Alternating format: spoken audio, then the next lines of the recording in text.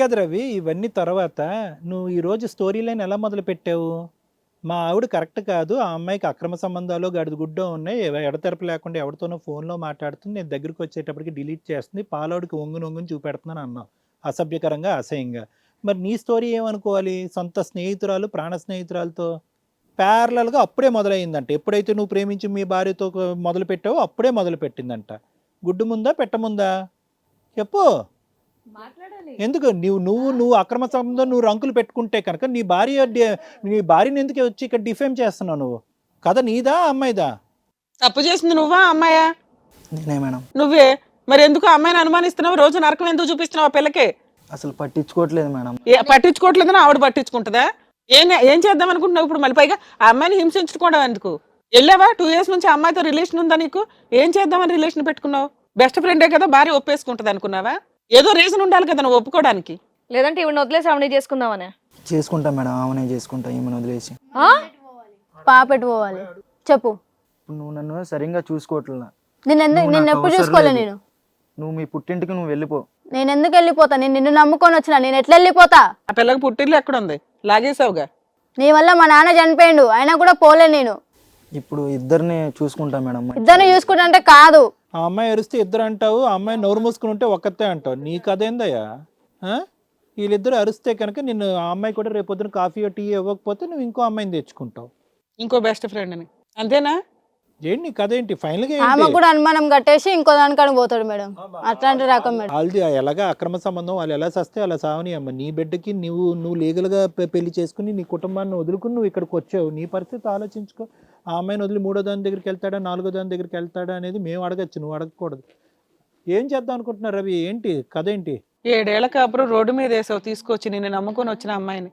చెప్పు, తొందరగా చెప్పు. ఏం కావాలి? మంచిగా చూసుకుంటాను. ఎవరిని? ఇద్దరిని? ఎంత సంపాదిస్తావేంటి? ఏంటమ్మా ఇద్దరు చూసుకుంటాడంట, మరి నీకు ఓకేనా? అస్సలు కాదు మేడం. మరి ఇద్దరు చూసుకుంటా అంటున్నాడు కదా ఆయన. అంటే అస్సలు కాదు మేడం, నేను అస్సలు ఊకోను మేడం. నాకు హస్బెండ్ కావాలి, పాపకు మంచి న్యాయం కావాలి. ఇప్పుడు పెట్టాలి నువ్వు వేడి నీళ్లు. ఇదో మరి మీ ఆవిడకి ఇద్దరు అంటే కుదరదంట, ఏం చేస్తావు? ఏం చేయలేను మేడం. ఇప్పుడు ఆమెకి అన్యాయం చేయలేను, ఈమెకి అన్యాయం చేయలేను. చేసే ముందు ఏం తెలియలేదా? ప్రెగ్నెంట్ చేసి పడేసావు. ఇప్పుడు అమ్మాయి ఏమొచ్చి గర్భవతి. మీ అమ్మ నాన్నలకు తెలుసా నీ కదా? ఫ్యామిలీ లేరు సార్. నీకు ఫ్యామిలీ లేరా? ఎవరు? మరి ఏం చేస్తావు అనుకుంటున్నావు? ప్రెగ్నెన్సీ ఏం చేద్దాం అనుకుంటున్నావు? ఉంచుకుందాం అనుకుంటున్నా, తన్ని పెళ్లి చేసుకుందాం అని. అతను రానంటే ఇంకా పెళ్లి చేసుకుంటావమ్మా? నీ ఫ్రెండ్ ఉంది అక్కడ, సొంత భార్య ఉంది. 7 ఏళ్ళు పెళ్లి చేసుకుని ఉన్న భార్యకే దిక్కాడం లేదు ఇక్కడ. నువ్వెంత ఆఫ్టర్ ఆల్? పెళ్ళైనాక నిన్ను వదిలేస్తాడు కదా, నిన్ను వదలడానికి నీకు నమ్మకంగా ఉందా? నమ్మకం ఉంది మేడం. ఆవిడకి అదే నమ్మకం ఉంది, అయినా నమ్మక ద్రోహం చేశాడుగా. మరి నీకు ఫ్యామిలీ లేకపోతే లేదు. ఏ ఫ్యామిలీ పడితే ఆ ఫ్యామిలీ నా ఫ్యామిలీ అని అనుకుంటే చాలా కష్టం అమ్మా. వేరే ఫ్యామిలీలు నాశనం అవుతాయి. ఏం స్నేహితులు ఏం స్నేహితురాళ్ళు అమ్మా మీరు? వాళ్ళిద్దరికి గొడవ ఉంటాయి కనుక 1,00,000 గొడవలు ఉంటాయి, భేదాభిప్రాయాలు ఉంటాయి, తేల్చుకుంటారు లెక్క. వాళ్ళకి అమ్మా నాన్న లేకపోయినా కూడా ఇంతకాలం బట్టి వాళ్ళు బాగానే ఉన్నారు నువ్వు ఎంట్రీ ఇచ్చేంత వరకు. పోనీ నీ బాయ్ ఫ్రెండ్ ఆ అమ్మాయిని, నీ బెస్ట్ ఫ్రెండ్ ఎందుకు అనుమానం పడుతున్నాడో చెప్పగలవా? స్వాతిని ఎందుకు అనుమానిస్తున్నాడో నీ బాయ్ ఫ్రెండ్? వంట చేయట్లేదనే. వంట చేయట్లేదని ప్లస్ చాటింగ్స్ చేస్తుందంట. ఎవరితో చాటింగ్ చేస్తూ ఉండొచ్చు? చెప్పలేదు, డిలీట్ చేస్తుందని చెప్పారు. అతను చెప్పి నీ నమ్ముతావు, నీ ఫ్రెండ్ చెప్పి నీ నమ్మవా? నీ ఫ్రెండ్ చెప్పింది ఎప్పుడన్నా నేను ఫలానా వాడితో మాట్లాడుతున్నానని? చెప్పేది నాకు ఎవరున్నారు చెప్పు? ఆడిట్లా చేస్తుండు వీడిట్లా చేస్తున్నా నీకే కదా చెప్పింది. అవును, తను నాకే చెప్తారు కానీ వేరే వాళ్ళతో చాటింగ్ చేస్తుంది అనేసి చెప్పారు. అతను చెప్పాడు. ఈ అమ్మాయి ఎవరితోనో చాటింగ్ చేస్తే కూడా నీకు చెప్తుంది కదా. చెప్పిందా ఎప్పుడైనా? చెప్పాలా? అప్పుడు నీకు తెలుసు కదా ఈ పిల్ల ఏమి చెయ్యట్లేదు అని అతనికి చెప్పాలి నువ్వు. క్లారిటీ. బెస్ట్ ఫ్రెండ్స్ అంటే ఏంటి? ప్రాబ్లం వస్తే క్లియర్ చేయాలి. నువ్వు వేసి దాంట్లో ఆజ్యం పోస్తావా? దాన్ని ఇంకా పెద్దది చేస్తావా? అందులో దూరిపోయి మళ్ళీ కొత్త కాపురం స్టార్ట్ చేస్తావా? అతను చెప్తున్నాడు ఆ అమ్మాయి గంటలు ఎవరితోనో ఫోన్లు మాట్లాడుతుందంటే, చిచ్చి అట్లాంటిది ఏమి లేదు, అంతా నీ అనుమానం, నాకు అన్నీ చెప్తుంది, అలాంటి వాళ్ళు ఎవరు లేరని నువ్వు ప్రాబ్లం తగ్గించాలి కదమ్మా. నిన్నేమైనా నమ్మించాడమ్మా రవి? ఇద్దరిని చూసుకుంటాను, నువ్వు ప్రెగ్నెంట్ అయినా పర్లేదు. అతనితో కూర్చున్నారు మీరిద్దరు ఇక్కడ. తను వదిలేసి చేసుకుంటా అని చెప్పాడా? చెప్పాడు. డైవర్స్ ఇస్తా అని చెప్పారు. అప్పుడు నువ్వు ఒప్పుకున్నావా మీ ఫ్రెండ్ వదిలేస్తా అన్నా సరే? మరి ఇప్పుడు ఇద్దరు కావాలంటున్నాడు పబ్లిక్ గా. ఇప్పుడు ఏం చేద్దాం? అప్పుడు ఏమన్నాడు? డైవర్స్ ఇస్తే కానీ నీ దగ్గరికి రానని చెప్పాడు. ఇప్పుడు డైవర్స్ ఇవ్వనంటున్నాడు, ఇద్దరు కావాలంటున్నాడు. ఆ అమ్మాయి గల్లా పట్టుకుంటుంది, మామూలుగా ఉతకదు. మీ దృష్టిలో ఏంటంటే ప్రెగ్నెన్సీ వచ్చేస్తే లేకపోతే పిల్లల్ని కనేస్తే చచ్చినట్టు ఒప్పుకుంటుందిలే అని అనుకున్నావా? నీకు ఓకేనా అప్పుడు ఆ అమ్మాయితో ప్యారలల్ గా నీతో బండి నడిపించడం? ఓకేనా నీకు? అంత అమాయకురాలుగా మొహం పెట్టకమ్మా. వాళ్ళిద్దరి మధ్యలో చిచ్చులు పెట్టిందని నువ్వే క్లియర్గా అర్థమవుతుంది. ఈవిడ చెప్పేదంతా వింటాం, ఆయన చెప్పేదంతా వింటాం. అమ్మ వీళ్ళిద్దరు నేను చెప్పింది వింటున్నారు అన్నట్టు మధ్యలో దూరేవు. అది క్లియర్ గా అర్థమవుతుంది. ఇంత సైలెంట్ గా ఉండొద్దు అస్సలు. పుల్లలు పెట్టి ఆడోళ్ళు అంటారు, ఇగో ఈవిని చూస్తే తెలిసిపోద్ది. పిల్లి కోతి కథ ఉంది కదా మేడం. అదే అంతే, వాళ్ళిద్దరు అనుకుంటే ఈవిడ రొట్టె అంత తీసుకెళ్ళి అమాయకురాళ్ళగా మొహం ఎక్స్ప్రెషన్స్ అస్సలు పెట్టకు. చేసిందంతా దరిద్ర పని, మళ్ళీ ఇలా చూస్తావేంటి? బ్యాక్గ్రౌండ్ లో ఎవరు లేరు అనుకోవడం సింపతియా? ఎవడు పడితే ఆడు దొరికాడు అనుకుంటే కాపురాలు నాశనం అవుతాయి, జీవితాలే నాశనం అవుతాయి. జాబ్ చేస్తున్నాను, ఆ మాత్రం ఇంగిత జ్ఞానం లేదా నీకు? సార్ చెప్పండి సార్. ఇది రొటీన్గా మనం చూసేటటువంటిదే శ్రీవాణి గారు, ఇది ఏం పెద్ద ఇది కాదు, వెనక ముందు చూసి. అయితే విచిత్రం ఏంటంటే కనుక 7 సంవత్సరాల పాటు నడిచినటువంటి ప్రయాణంలో ఈ అమ్మాయి ఒక ట్విస్ట్ ఉంది అనేటటువంటిది ఇప్పుడు స్వాతికి అర్థం కావటం అనేటటువంటిది చాలా విచిత్రం అమ్మా. వీళ్ళది ఇప్పుడు నీ ప్రయాణం ఎలా అయిందో అంటే 7 years పాటు 1 year love plus 6 years of married life and 4 years of daughter, ఇది ఎలా ఉందో ప్యారలల్గా నడిపించాడు ఇది.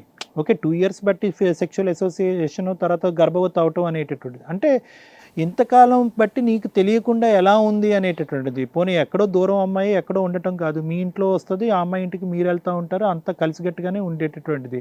ఇది ఎక్కడా కూడా నీకు అనుమానం రాలేదనేది నాకు చాలా ఆశ్చర్యంగా అనిపించింది. రాలేదు సార్, ఎందుకంటే నేను ఉన్నది తను ఒక్కతే, నాకు ఏదున్నా తనకే షేర్ చేసుకుంటా, నేను ఈయన తనకే చెప్పుకుంటాడు కాబట్టి నేను ఆమె మీద అంత అనుమానం అనేది రాలేదు సార్. వీనికి వచ్చినట్టు నాకు కాదు నాన్న, నువ్వు షేర్ చేసుకునేది వేరు, వాళ్ళు షేర్ చేసుకునేది వేరు. ఆ విషయం తెలియదు సార్ నాకు. వీడు నువ్వేంటంటే ఆ అమ్మాయిని నమ్మి నీ కుటుంబ సభ్యులు అటు ఇటు ఎవరు లేరని చెప్పి నీ కడుపులో బాధ అమ్మాయికి షేర్ చేసుకుంటున్నా. అతను వెళ్ళి ఏం షేర్ చేసుకుంటున్నాడు తెలుసా? నా భార్య గయ్యాలి, ప్రేమించి పెళ్లి చేసుకున్నందుకు నాకు కాఫీ నీళ్ళు కూడా పోయిదు, ఆ అమ్మాయిని నేను తిట్టాను, ఆ అమ్మాయి నాకు నచ్చట్లేదు, నన్ను కేర్ చేయట్లేదు, ఇంటికి బయటకు పోయిందనే విధంగా ఆ అమ్మాయిని ట్రాప్ చేశాడంట. అట్లా చెప్తున్న విషయం కూడా నాకు చెప్పలేదు సార్. నేను అతను అదే. సో ఇక్కడ ఏంటంటే నమ్మ స్వాతి, ఇక్కడ నువ్వు జాగ్రత్తగా ఆలోచించవలసింది ఏంటంటే అసలు మీ ప్రయాణం అనేటటువంటిది అసలు నిజంగా ఇది ప్రేమ, అసలు మీ పెళ్ళి నిజం. ఇప్పుడు నువ్వు ఒక చాలా ఘాటైనటువంటి చాలా బాధ కలిగేటువంటి ఒక అంశం ఏం చెప్పావంటే కనుక ఈ మహానుభావుడి గురించి తండ్రిని పోగొట్టుకున్నానని చెప్పాను. అంటే ఇప్పటికైనా కూడా తల్లిదండ్రులు ఎందుకు ఇటువంటి ప్రేమల్ని ఏకీభవించరు, ఎందుకు వీటి నుంచి దూరంగా అనమంటారు? అసలైనటువంటి ప్రేమ ఏంటి, మోసపూరితమైనటువంటి ప్రేమ ఏంటి, ఇన్ఫాక్చువేషన్ ఏంటి, అట్రాక్షన్ ఏంటి అనేటటువంటిది ఇప్పటికైనా నీకు అర్థమైందా అనేటటువంటిది ఒక ఆలోచన. ఇప్పుడు ఆ అమ్మాయి ప్రెగ్నెంట్ అయ్యిందో లేదంటే 3rd month ప్రెగ్నెంటో అమ్మాయి వెనక ముందు లేరనేది అంశం గురించి కాదు. ఇది కొత్తగా ఏర్పడినటువంటి మోసం కాదు. నిన్ను ప్రేమించడం అనేది ఎంత నిజమో ఈ 7 సంవత్సరాల పాటు ఆ ప్రేమతో పాటు నిన్ను మోసం చేస్తున్నాడు అనేటటువంటిది కూడా ఇక్కడ కఠినమైనటువంటి ఒక బలమైనటువంటి ఒక ఫ్యాక్ట్. ఆ బాధ తట్టుకోలేక మీ తండ్రి గారు చనిపోయారు. ఆఖరి చూపు కూడా చూడనటువంటి పరిస్థితికి నీ పనికిరానటువంటి ప్రేమ, ఎటువంటి బలం లేనటువంటి ప్రేమ, మోసపూరితమైనటువంటి ప్రేమ దారి తీసింది అనేది చెప్పడం నా ఉద్దేశం. ఇప్పుడు ఏమంటున్నాడు అంటే కనుక, రవి నీ సైకాలజీ ఏంటో నాకు అర్థం కావట్లేదు నాన్న. అంటే సాఫ్ట్గా మాట్లాడేసి ఎంతమందినన్నా తీసుకొచ్చి, ఎందుకంటే ఏ టోన్తో అయితే ఇక్కడ కూర్చుని మాతో సాఫ్ట్గా మాట్లాడుతున్నారు, చాలా సాఫ్ట్గా, అంటే నా భార్య తప్పు చేస్తుంది అనేటటువంటి నీ టోన్ చాలా బిగ్గరగా ఉండాలి. అది కూడా వినిపించట్లేదు. నా భార్య తప్పు చేస్తుందండి, నాకు తెలియకుండా చేస్తుంది అనేది సాఫ్ట్గా చెప్తున్నావు. ఆ అమ్మాయి వేరే వాళ్ళకి అట్రాక్ట్ అవుతుంది అనేది సాఫ్ట్గా చెప్తున్నావు. ఈ అమ్మాయిని ప్రెగ్నెంట్ చేశాను, ఈ అమ్మాయిని కూడా ప్రేమించాను కాబట్టి ఈ అమ్మాయిని ఆ అమ్మాయిని ఇద్దరిని వదలలేనని చెప్పి ఇదే సాఫ్ట్గా మాట్లాడేటటువంటి తీరుని కనిపించే ఈ ఇద్దరు ముందేనా చాలామంది చూపెట్టావు అనేది నా అనుమానం. అంటే ఏంటంటే తడిగొడ్డతో గొంతుకులు కోయటం అంటారు చూడండి. కానీ ఇది చాలా ప్రమాదం రవి. అంటే నీకు అర్థం కానటువంటి అంశం ఏంటంటే ఈరోజు ఏదో ఆ అమ్మాయిని ప్రేమించేశాను, ఆ అమ్మాయికి ఏదో బాధ్యత తెలియదంటే, బాధ్యత తెలియకపోతే బాధ్యత తెలిసేటటువంటి విధంగా నువ్వు చెప్పుకో. లేదంటే మాలాంటి వాళ్ళ దగ్గర తీసుకొస్తే ఏది బాధ్యత ఏది ఇది అనేది మేము చెప్తాం. నువ్వేం చేస్తున్నావు అంటే కనుక ఈరోజు నువ్వు చేసేటటువంటి ఈ అట్రాక్షను, ఈ కార్యక్రమం సొంత స్నేహితురాలు, అంటే నీ భార్య యొక్క ప్రాణ స్నేహితురాలకే నువ్వు గర్భవతి చేసి ఇక్కడ కూర్చోపెట్టావు. దాన్ని సపోర్ట్ చేయాలి అంటే కనుక నీకు ఒక డిఫెన్స్ మెకానిజం కావాలి, ఒక బలమైనటువంటి కారణం కావాలి. కాఫీ ఇవ్వట్లేదు, నీళ్లు పోయట్లేదు అంటే సమాజం నమ్మదు. కాబట్టి నువ్వు అల్లినటువంటి నాటకం ఏంటంటే, నా ఇంతకాలం ప్రేమించినటువంటి నా భార్య యొక్క క్యారెక్టరే కరెక్ట్ కాదని చెప్పి పబ్లిక్గా అసాసినేట్ చేస్తున్నావు. ఒక ఆడపిల్లకి తల్లి ఆవిడ. మరీ ఎంత దిగజారిపోద్ది రవి. నువ్వు సాఫ్ట్గా మాట్లాడినంత మాత్రాన నిజాలు అబద్ధాలు నిజం అవ్వవు. ప్రతి మనిషికి తగలకూడినటువంటి చోట ఒకసారి తగులుతుంది ఖచ్చితం. దాన్నే కర్మ సిద్ధాంతం అంటారు. అది నీకు కూడా ఏదో రోజు తగులుతుంది, అది గ్యారంటీ. అది నీ సొంత భార్యని పక్కన పెట్టుకుని ఆ అమ్మాయి ఏమొచ్చి పాలోడితో అసహ్యంగా బిహేవ్ చేస్తుంది, ఇంకోటితో అసహ్యంగా బిహేవ్ చేస్తుంది, గంటల తరబడి బాత్రూంలో ఉంటుంది, మెసేజ్లు పెట్టి డిలీట్ చేస్తుంది అనేటటువంటిది అది నీ నాలుక ఏంటది?